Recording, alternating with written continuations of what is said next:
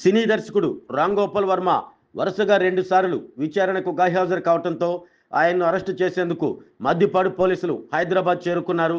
చంద్రబాబు నాయుడు, లోకేష్, పవన్ కళ్యాణ్ను కించపరిచే విధంగా వ్యవహరించిన సంఘటనలో రామ్ గోపాల్ వర్మపై మద్దిపాడు పోలీస్ స్టేషన్లో కేసు నమోదైంది.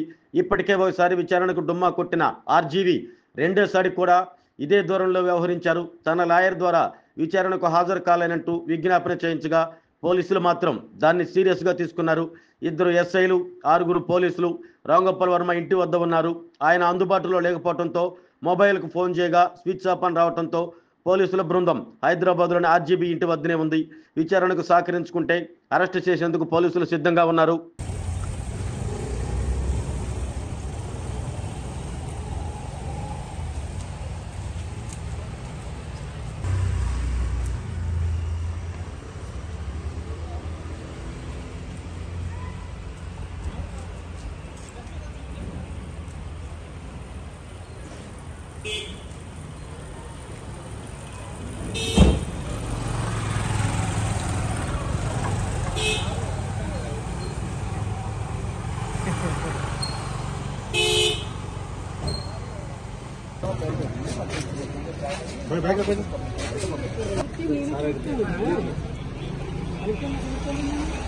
అదే మాట్లాడడానికి ఇష్టపడి అడిగాను.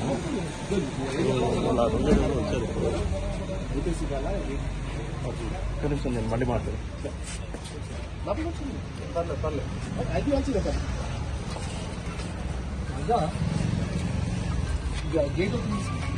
గేట్ ఇంకోనా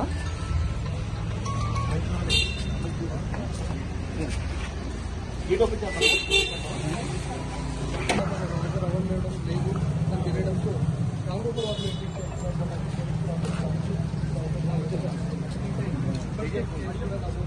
సోషల్ మీడియాలో